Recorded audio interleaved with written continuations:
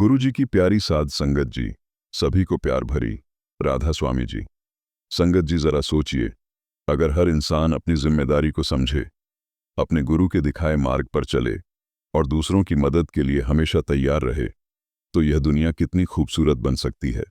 बाबा जी की दी हुई साखियां और उनकी शिक्षाएं हमें वही रास्ता दिखाती हैं जो हमें भीतर से सशक्त और बाहर से विनम्र बनाती हैं।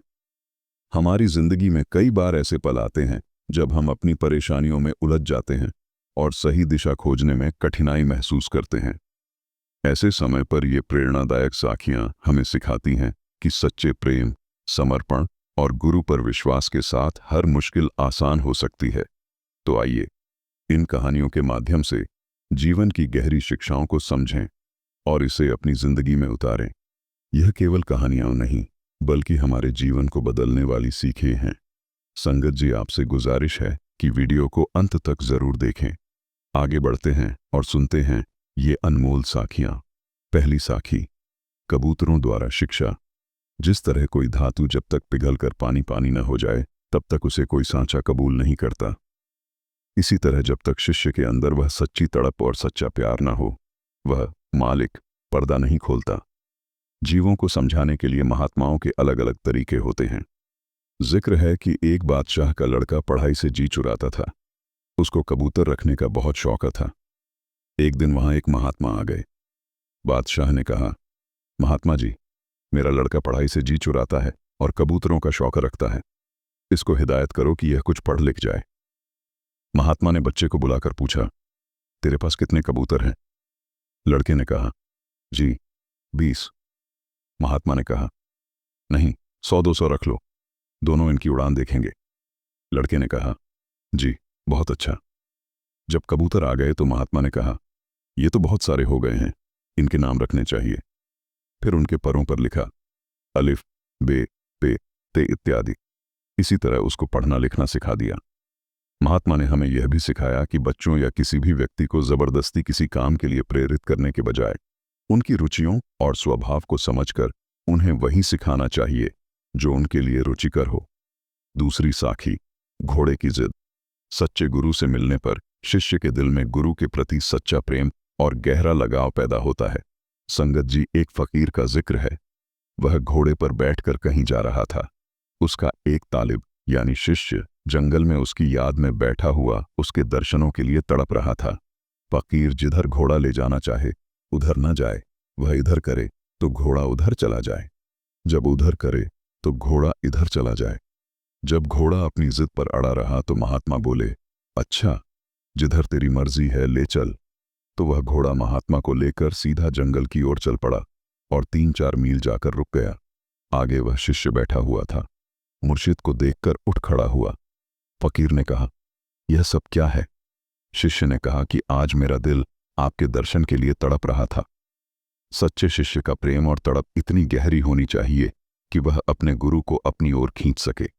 जब शिष्य का दिल सच्ची लगन और प्रेम से भरा होता है तो गुरु भी उसकी पुकार को अनसुना नहीं कर सकते। सच्चे प्रेम और समर्पण में बहुत ताकत होती है। संगत जी, अगर आपने वीडियो को यहां तक देख लिया है तो वीडियो को लाइक जरूर करें और हमारे चैनल को सब्सक्राइब करना ना भूलें। तीसरी साखी, खुदा का महल। हर इंसान का शरीर एक मंदिर है जिसमें ज्ञान का खजाना छिपा हुआ है। गुरु नानक साहिब जब काबा में, जो मक्का शरीफ में है, काजी रुकनुद्दीन से मिले तो उसने पूछा कि खुदा का महल कैसा है, उसकी कितनी खिड़कियां और दरवाजे हैं, कितने बुर्ज हैं, कितने कंगूरे हैं। अब ये कोई मामूली सवाल नहीं थे, गहरे विचार के योग्य थे। गुरु साहिब ने जवाब दिया कि इस शरीर के 12 बुर्ज हैं, 3 दाहिनी बाह के जोड़, 3 बाईं बाह के जोड़ और दोनों टांगों के 3-3 जोड़। इस प्रकार कुल 12 हुए। 9 दरवाजे हैं, 2 कान, 2 आंखें, 2 नासिका के सुराख, 1 मुंह और 2 सुराख नीचे के। 52 कंगूरे हैं, हाथ पैरों के 20 नाखून और 32 दांत, दोनों आंखें, 2 खिड़कियां हैं। महल बहुत अजीब और बेमिसाल है। गुरु साहिब कहते हैं, ऊपर खास महल पर देव बांग खुदाए, अर्थात आपके शरीर के अंदर खुदा बांग दे रहा है। ये शरीर ही खुदा की मस्जिद है। हम बाहर माथे रगड़ते हैं, क्या कभी किसी को वह बाहर मिला है? किसी को नहीं। शब्द धुन। तो हर एक के अंदर हो रही है, लेकिन लोग सोए हुए हैं। सुते बांग न सुन सकन रिहा खुदाई जगाए। वह मालिक तो जगाना चाहता है, लेकिन कोई जागता ही नहीं। फिर कहते हैं, सुती पई निभाग बस सुने न बांगा कोई। वे लोग बदकिस्मत हैं जो रात को जाग कर उस शब्द धुन को नहीं सुनते, जो जागे से ही सुने साई संधि सोई। जो जागता है उसकी सूरत शब्द में लगती है, वही मालिक की आवाज यानी शब्द को सुनता है। आपके दिए हुए पाठ की सभी मात्राओं को सही कर दिया गया है और कोई भी शब्द नहीं बदला गया है। चौथी साखी। मक्खियों से छुटकारा है बाबा जी। तेरे सिवाय मैं किसी दूसरे के बारे में सोच भी नहीं सकता। तेरे प्यार में मुझे किसी दूसरे की परवाह नहीं है।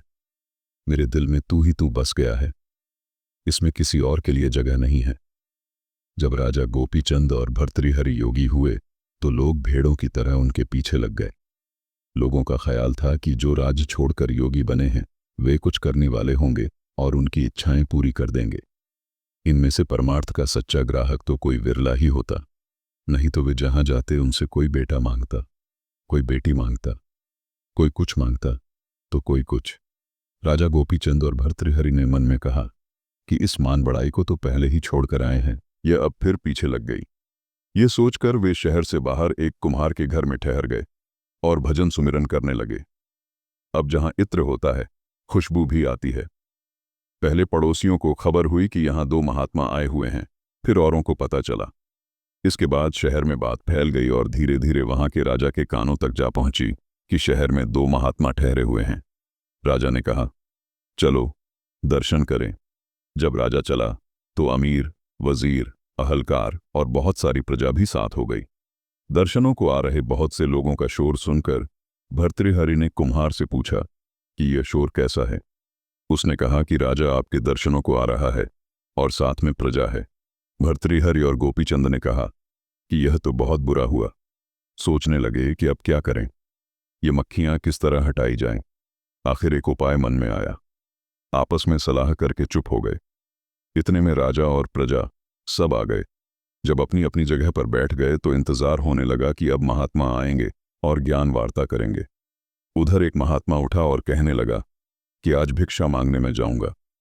दूसरे ने कहा कि कल तू गया था और भिक्षा में मिला सारा हलवा अकेले ही खा गया था। पहले ने कहा कि क्या परसों तूने मालपुए नहीं खाए थे। दूसरे ने कहा कि 4 दिन पहले तूने खीर नहीं खाई थी।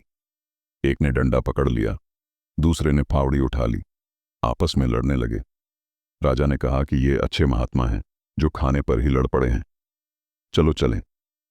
लोगों ने हंसकर तालियां बजाईं और सब अपने अपने घर आ गए। उन महात्माओं ने कहा कि अब चैन मिल गया, मक्खियां उड़ गईं। आखिरी साखी। हजरत, मैं कहाँ जाता, तुझ बिन अवर न जाना, मेरे साहिबा गुण गावा नित तेरे। कहा जाता है कि निजामुद्दीन औलिया के 22 शिष्य थे। हर एक चाहता था कि गद्दी उसे मिले। औलिया साहिब ने उनको परखना चाहा कि कौन सबसे योग्य और सच्चा शिष्य है। कहने लगे, आओ आज शहर की सैर को चलें और वहां की चहल पहल देखें। वे बाजारों में घूमने लगे। जिसने देखा कहने लगा कि आज पीर भी बाजारों में फिरता है और मुरीद भी। 2-1 बाजार पार करके वेश्याओं के बाजार में आ गए। लोगों ने कहा कि आज पीर मुरीदों सहित किस बाजार में घूम रहे हैं। आप एक वेश्या के दरवाजे पर खड़े हो गए और अपने मुरीदों से कहा कि तुम डरो मत, यहां खड़े रहो, कोई न जाए, मुझे ऊपर कुछ काम है, मैं काम करके वापस आ जाऊंगा। ये कहकर कोठे पर चढ़ गए। कोठे वाली हाथ जोड़कर खड़ी हो गई। कहने लगी, मेरे धन्य भाग, आज मेरे घर महात्मा आए हैं। मैं तो ऐबों पापों से भरी हूं, कुछ हुक्म करो। आपने कहा कि हमें रात यहां ठहरना है, हमें कोई अलग कमरा दे दो और तुम किसी और कमरे में आराम कर लो।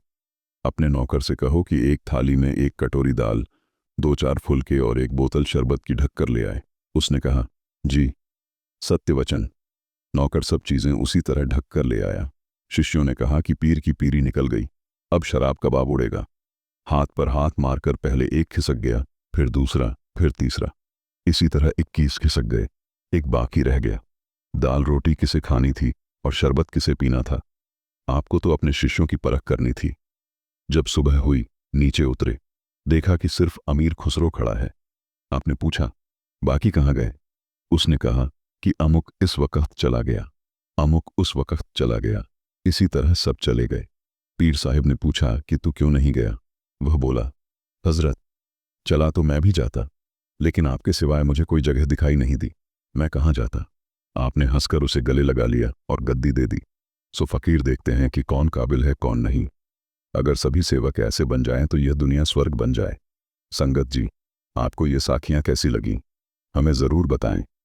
अपनी राय नीचे कमेंट करें, और अगर आपको यह वीडियो पसंद आया हो तो इसे लाइक करें, अपने दोस्तों और परिवार के साथ शेयर करें और हमारे चैनल को सब्सक्राइब करना ना भूलें। राधा स्वामी जी।